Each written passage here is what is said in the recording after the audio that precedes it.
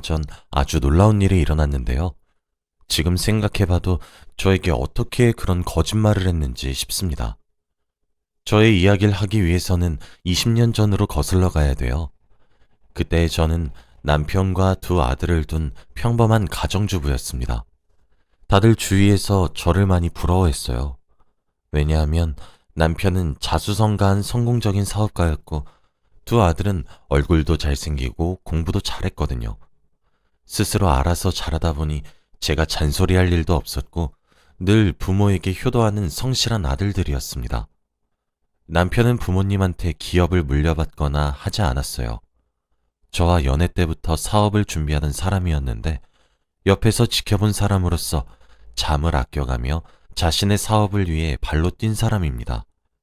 그래서 그런지 결국 사업은 성공적이었고 몇 년 후 직원들도 몇백 명이나 되는 회사가 되었죠. 그런 가정에서 살다 보니 다들 부럽다고 말을 했습니다. 저도 제 인생에 굉장히 만족하고 있었고 오히려 인생에 굴곡이 없으니 심심할 정도였어요.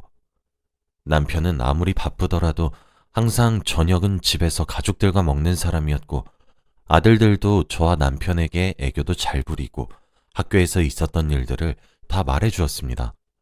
그리고 아들들이 남편 보고 주책이라고 할 정도로 남편은 저를 많이 아껴주었죠. 그런데 이런 화목한 가정 속에서 살고 있던 저희 네 가족도 한순간에 산산조각이 나고 말았습니다. 평생 이렇게 평온한 가정인 줄 알았어요. 그런데 그건 저만의 착각이었더라고요. 갑자기 어느 날 전화가 오길래 받았더니 병원 응급실이었습니다. 그런데 간호사가 하는 말은 남편이 지금 뇌출혈로 쓰러져 있으니 당장 오라고 했어요. 저는 말을 듣는 순간 두 손이 벌벌 떨리며 눈앞에는 아무것도 보이지 않았습니다.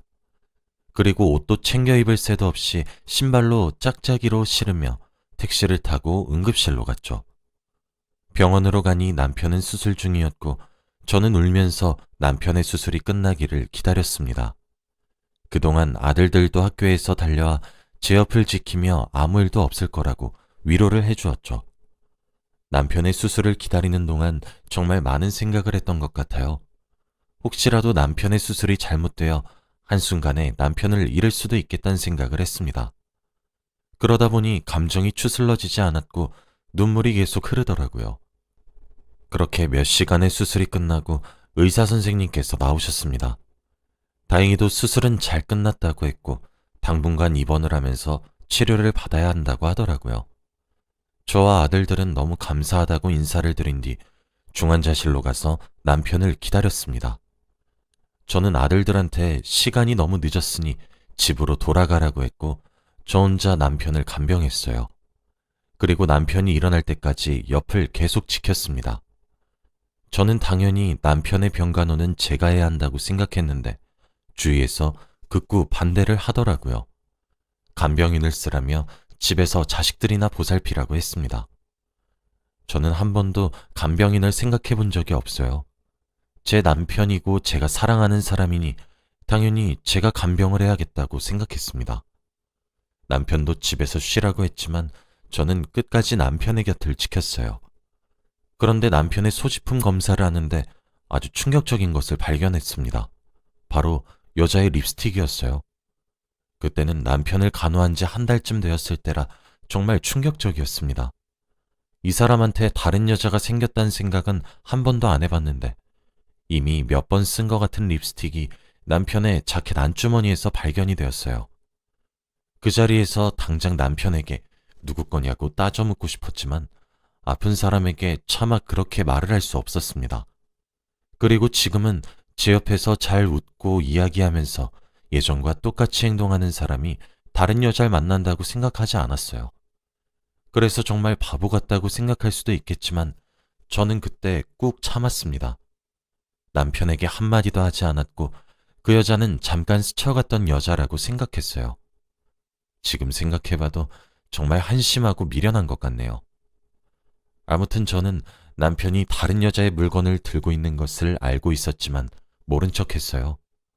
이 사람에 대한 배신감은 들었지만 사랑하는 마음이 사라지지는 않았거든요. 평소처럼 저에게 다정하게 대해주었기에 일부러 회피한 것 같습니다. 그렇게 저는 아무런 티도 내지 않은 채 약 1년간의 간호가 끝나고 남편과 집으로 돌아왔어요. 다시 예전처럼 평화롭고 행복한 가정 환경이 될 줄 알았습니다. 그런데 이제는 남편이 점점 당당해지기 시작했어요. 제가 모른 척하고 넘기면 아무 일도 일어나지 않을 줄 알았습니다. 그런데 일부러 립스틱을 저 보라고 놔둔 것인지 제가 그걸 보고도 아무런 반응이 없었으니까 오히려 남편은 대범하게 행동을 하더라고요. 병원에서 음주를 하면 안 된단 말은 무시한 채로 매일 밤마다 술을 먹고 집으로 들어왔고 제가 자기 전까지는 안방에 들어오지 않은 채로 거실에서 계속 누군가와 전화를 했습니다. 아들들도 아빠가 예전과 달라진 모습을 보이니 당황스러워 하더라고요. 아들들보다 놀랐던 사람은 바로 접니다. 아예 대놓고 불륜을 저지르는 그 사람을 보니 어떻게 대처를 해야 할지 모르겠더라고요. 매일 저녁 식사는 꼭 가족과 함께 한다는 규칙은 이미 없어진 지 오래였고 가족들에게 정을 점점 떼고 있는 듯한 느낌이었습니다. 아들들도 나이가 어느 정도 있으니 아빠에게 다른 여자가 생겼다는 것을 눈치챈 것 같아요. 더 이상 놔두다가는 아이들에게 정서적으로도 좋지 못할 것 같아 결국 제가 먼저 이야기를 꺼냈습니다. 거실에서 전화를 하고 있는 남편에게 몰래 다가가 전화 소리를 엿들어 보려고 했어요. 그런데 작은 소리로 전화를 하고 있었고 결국 몰래 들으려고 하던 걸 들켰습니다. 남편은 그런 저를 보고 불같이 화를 내며 당장 방으로 들어가라고 했고 저는 그 자리에서 눈물이 터지고 말았어요. 한 번도 화를 낸 적이 없었던 사람이 한순간에 180도 변해버리니까 적응하기 힘들었거든요. 결국 저는 남편에게 울면서 다 털어놓았습니다. 요즘 들어서 당신 왜 그래? 가정에 무관심하고 매일 술 먹고 들어와서 잠도 안 자고 거실에서 전화만 하고. 사실 나 당신 자켓에서 여자 립스틱 봤어. 그런데 나만 조용히 하면 당신 다시 마음 잡고 돌아올 줄 알았다고. 근데 오히려 더 당당하게 행동하더라? 당신 지금 예전이랑 많이 다른 거 아냐고. 남편은 제 말을 듣고 한숨을 푹 내쉬더니 충격적인 말을 했습니다. 다 알고 있으면서 지금까지 모른 척 한 거야? 맞아. 나 사실 여자 생겼어. 그 여자가 당신보다 훨씬 예쁘고 착해. 안 그래도 조만간 말하려고 했는데. 우리 이혼하자. 나 더 이상 당신이랑 못 살 것 같아. 이제 여자로도 안 보이고 아들을 먹여 살리는 것도 지긋지긋해. 그러니까 이제 각자 길 가자. 남편은 표정 하나 안 바뀌고 이런 말들을 저에게 내뱉었어요.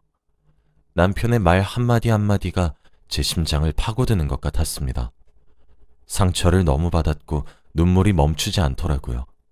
그리고 남편은 기다렸다는 듯 다음날 해가 뜨자마자 이혼 서류를 들고 집으로 왔습니다. 저에게 당당하게 이혼을 요구했고 깔끔하게 합의 이혼을 하자고 하더라고요. 남편의 행동에 어이가 없어서 헛웃음만 나오더군요. 남편은 가족들을 다 자리에 앉히고 이야기를 했습니다. 아이들한테도 저희가 이혼한다고 솔직히 다 말했어요. 그뿐만 아니라 자기한테 여자가 생겼다는 것도 아이들한테 다 말했습니다. 애들은 몰랐으면 했는데 그렇게까지 솔직하게 말하는 이유를 도저히 모르겠더라고요. 아무튼 애들은 너무 놀라서 말도 하지 못했고 남편은 계속해서 자기 이야기를 했습니다. 양육비와 재산을 저에게 두둑히 줄 테니 저 혼자 아이들을 다 키우라고 하더라고요. 그 여자가 아이들을 데리고 오면 같이 안 살아준다고 했답니다. 그래서 어쩔 수 없대요. 이 집도 저에게 준다고 했고 남편은 그 여자 집에서 얹혀 산다고 합니다. 그러면서 당장 도장을 찍으라는 눈빛을 보내는데 그 순간 여자로서 자존감이 바닥을 쳤어요. 눈물이 미친 듯이 났지만 꾹 참으며 도장을 찍었고 남편은 이혼 서류를 제출하러 집을 나섰습니다. 아이들도 아빠가 집을 나서자마자 울었어요. 그리고 배신감을 미친 듯이 느낀 것 같습니다. 아이들이 항상 존경의 대상을 아빠로 정했었는데 한순간에 가정을 버리는 불륜남이 되었으니 충격이 이만저만이 아닌 것 같더라고요. 그리고 저를 위로해주며 꼭 셋이서 행복하게 살자고 했습니다. 남편은 하루가 급하게 짐을 싸서 집을 나갔고 정말로 자신의 재산 일부분을 저에게 거의 주었습니다. 이렇게 다 주어도 남편의 회사가 원래 잘 되니까 부족함은 없을 것 같았어요. 아무튼 저희는 한순간에 새 가족이 되었고 남편은 불륜녀와 같이 살기 위해서 가정을 버리고 집을 나갔습니다. 저는 아무리 그때의 충격에서 벗어나려고 해도 몸이 따라주지 않더라고요. 항상 아이들이 학교를 가고 집에 혼자 있으면 외롭고 남편과 이 집에서 있었던 추억들이 떠올라 계속 미칠 지경이었습니다. 남편은 이혼 후 저희에게 연락 한 번 하지 않았고 아이들을 보러 오지도 않았어요. 아들들도 아빠와 연락이 끊겼다고 하더라고요. 정말로 이 사람이 저희와 인연을 끊으려고 한다는 것을 알게 되었습니다.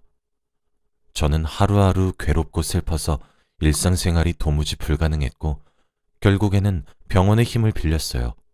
상담 치료도 받고 약도 먹으면서 정신과를 다니기 시작했습니다.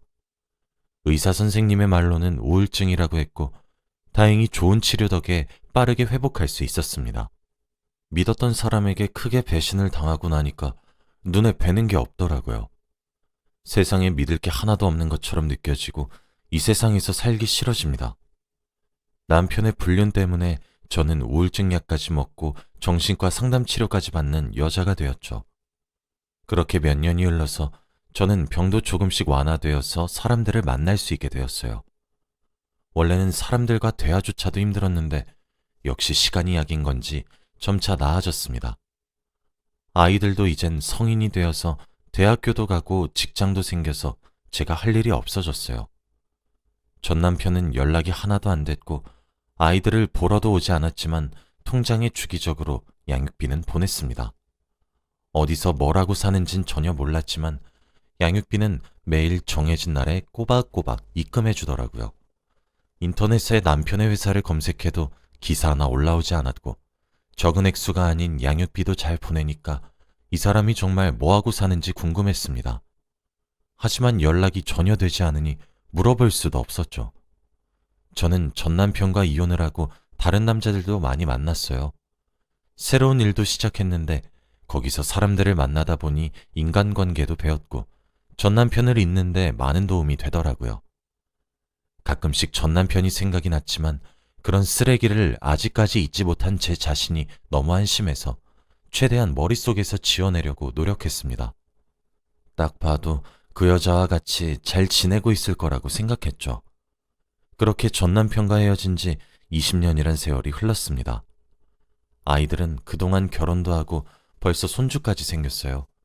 며느리도 너무 착하고 저에게 너무 잘해주어서 항상 고맙게 생각합니다. 그리고 손주들도 얼마나 귀엽고 예쁜지 할머니 하면서 달려올 때 너무 사랑스러워요. 이제 자식들을 다 키웠다고 생각하니까 제 인생도 이제 할 도리를 다한 것 같고 인생이 얼마 남지 않았다는 생각이 들더라고요. 평생 어떻게 살아왔는지 파노라마처럼 머릿속에서 스쳐 지나가고 회의감도 많이 들었습니다. 그런데 어느 날 첫째 아들이 저를 조심스럽게 부르더라고요. 방으로 저를 부르더니 갑자기 진지한 말을 하기 시작했습니다. 원래 한 번도 이런 무거운 분위기의 이야기를 한 적이 없는 앤데 갑자기 이러니까 당황스럽더라고요. 그런데 첫째 아들이 하는 말은 충격적이었습니다. 엄마, 나 얼마 전에 아버지 본 것 같아. 이혼하고 20년 동안 연락 한 번 없었던 사람의 소식을 들으니 귀가 쫑긋해지더군요. 그런데 아들의 말을 들어보니 자신이 봤을 때는 전 남편 옆에 한 여자가 있었다고 합니다. 전 남편은 거동이 많이 불편해 보였고 그 옆에 있는 여자는 전 남편을 부축하고 있었대요. 그런데 둘이 부부나 연인 관계로는 안 보였고 나이 차이가 너무 많이 나서 간병인처럼 보였다고 합니다. 첫째도 아버지를 오랜만에 보고 너무 놀라서 아는 척도 못하고 바로 숨어버렸다고 하더라고요.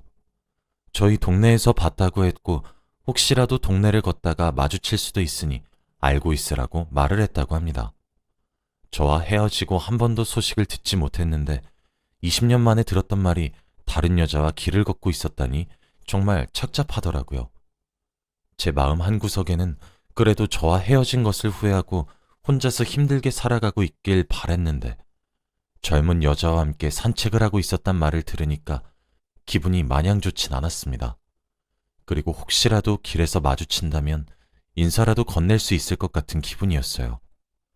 그런데 정말 얼마 지나지 않아 저는 길에서 전 남편을 마주하게 되었습니다. 20년이나 지난 세월이었지만 저는 한눈에 그 사람을 알아봤죠. 얼굴에 주름도 많이 지고 거동도 많이 불편해 보였지만 딱 봐도 알았습니다. 그 사람 옆에는 정말로 젊은 여자가 걷는 걸 도와주고 있었고 혹시 저 여자가 그때 그 불륜여인가 싶더라고요. 저는 인사를 바로 건넬 수 있을 줄 알았는데 저도 모르게 몸이 돌처럼 굳어버렸습니다. 결국 전 남편과 눈이 마주쳤고 그 사람도 저를 보고 굉장히 놀란 표정이었죠. 그렇게 한 3분가량 서로 말없이 쳐다만 보고 있었습니다. 그러다가 옆에 있는 여자가 먼저 전 남편에게 말을 걸더라고요. 어르신, 지갑에 있는 여성분이랑 많이 닮았네요. 저는 무슨 말인가 싶어서 그 여자를 쳐다보니 그 여자가 저에게 말을 걸었습니다. 안녕하세요. 저는 어르신 간병하고 있는 사람이에요. 혹시 어르신이랑 아시는 분인가요? 저는 너무 놀랐어요. 전 남편과 살림을 차린 사람이라고 생각했는데 알고 보니 전 남편의 간병인이라고 하더라고요. 그래서 저는 갑자기 경계심이 확 사라졌고 저도 웃으면서 이야기를 했습니다.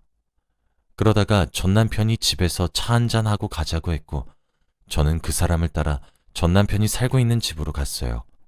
그런데 집에 들어가니 많이 노후되었더라고요. 먼지도 잔뜩 쌓였고 제대로 된 먹을 것도 없었습니다. 이런 환경에서 살고 있었다고 하니까 조금 먹먹해지더군요. 그런데 간병인이 저에게 이런 말을 해주었습니다. 어르신이 매일같이 지갑에 있는 여자 사진을 보고 있는데 그게 할머니셨군요. 매일같이 보고 싶다, 그립다 하셨는데 저는 어르신 점심시간부터 저녁까지 돌봐드리고 있어요. 어르신이 지금 암에 걸리셔서 많이 힘드시거든요. 정말 고생 많이 하셨어요. 매일같이 막노동 하셔서 손에 지문이 없을 정도세요. 그래도 지금이라도 할머니 뵈어서 표정이 좋아 보이시네요. 두 분이서 이야기 잠깐 나누세요. 전 나가 있을게요. 이 말을 내뱉고 잠깐 나가 있었고 저는 전 남편과 단둘이서 방 안에 남았습니다. 그리고 몇 분간의 정적 끝에 제가 먼저 말을 꺼냈습니다. 암이라며? 무슨 암인데? 치료 받았어? 아니 막노동이라니. 그동안 어떻게 산 거야? 회사는? 저는 질문을 쏘아붙였고 전 남편은 차근차근 다 말해주었습니다. 그런데 그 사람은 정말 충격적인 말을 해주었어요. 제가 전혀 알지 못했던 과거의 비밀까지 싹 다 말이죠. 사실 나 그때 바람핀 거 아니야. 그때 회사가 기울고 있었는데 나 혼자 감당하려고 일부러 그랬던 거지. 그리고 립스틱 당신 거였는데 몰랐지? 내가 일부러 당신 속이려고 당신 립스틱 자켓에 넣어놨는데 감쪽같이 속더라. 그리고 집 나오자마자 바로 회사 파산하고 빚 갚고 양육비 보내느라 평생 일만 했지. 그래서 애들 보고 싶은 거 꾹 참고 찾아가지 못했어. 나 혼자 다 감당하기 위해서 자식들도 당신한테 부탁한 거고. 근데 매일같이 일을 하고 몸을 가만히 안 두니까 병이 생기더라. 나 위암이래. 수술 받아야 한다고 하더라. 그래서 지금은 그냥 죽을 날만 기다리고 있어. 근데 나 곧 죽나 보다. 당신 보고 싶어서 매일같이 기다렸는데 이렇게 선물처럼 마주쳤네. 당신 여전히 예쁘고 고와. 나만 이렇게 늙어버렸네. 그래도 지금에서야 진실을 다 말할 수 있어서 홀가분하네. 그동안 잘 있었지?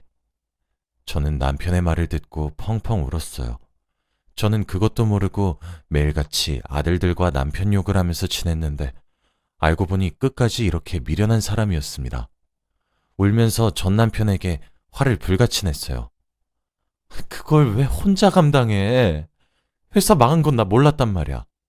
그거 같이 이겨내야지 왜 혼자서 견뎌내려고 그래? 나랑 애들은 그것도 모르고. 저는 그날 전 남편에게 안겨 펑펑 울었습니다. 매일같이 과거의 일을 떠올리면서 한숨만 내쉬고 괴로웠는데 저도 모르게 이 사람을 기다리고 있었나 봐요. 20년 동안 한 번도 보진 않았지만 하루도 빠짐없이 생각했습니다. 그래도 저와 아이들을 버린 나쁜 사람인데 계속해서 머릿속에 떠올리는 제 자신이 너무 미웠는데 이제는 그런 생각을 안 해도 될 것 같았죠. 이 사람 품에 안겨서 우는데 과거로 돌아간 기분이었습니다. 저는 아들들한테 전 남편을 소개해줬어요. 그리고 그동안 있었던 일을 다 말했습니다.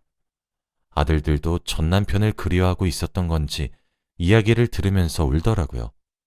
그리고 저는 남편의 암 수술 비용을 내주었고 간병도 하기로 했습니다. 남편은 그럴 필요 없다고, 그러려고 저에게 말한 거 아니라고 했지만 저는 고집을 꺾지 않았어요. 그동안 저희 가족들 고생 안 시키려고 혼자서 다 감당하고 자기 암 치료할 돈도 없으면서 양육비 꼬박꼬박 보내려고 막노동까지 한 게 너무 고마워서 그랬습니다. 그리고 며느리와 손주들도 소개시켜주니 좋아하더라고요. 저와 전 남편은 다시 혼인신고를 했고 한 집에서 같이 살게 되었습니다. 의사 선생님께서 조금만 더 늦었으면 수술이 힘들었을 수도 있었는데 지금이라도 수술을 하게 되어서 정말 다행이라고 해주었죠. 남편은 수술방에 들어가기 직전까지도 미안하고 고맙다는 말을 반복했고 수술은 다행히도 성공적이었습니다. 저는 남편을 다시 병간호해주며 돈독해졌죠. 옛날에 화목했던 가정으로 금방 돌아왔고 저희는 나이가 70이 다 되어서 신혼부부 같은 생활을 하고 있습니다. 지금 생각해봐도 이 사람 정말 대단한 것 같아요. 드디어 가족들이 다 모인 것 같으니 앞으로 행복만 했으면 좋겠습니다. 아마 동네에서 남편을 만나지 못했다면 저는 평생 이 사람을 원망하며 살았겠죠. 정말 운명이라는 게 있나 봅니다. 저의 이야기는 여기까지예요. 들어주셔서 감사합니다.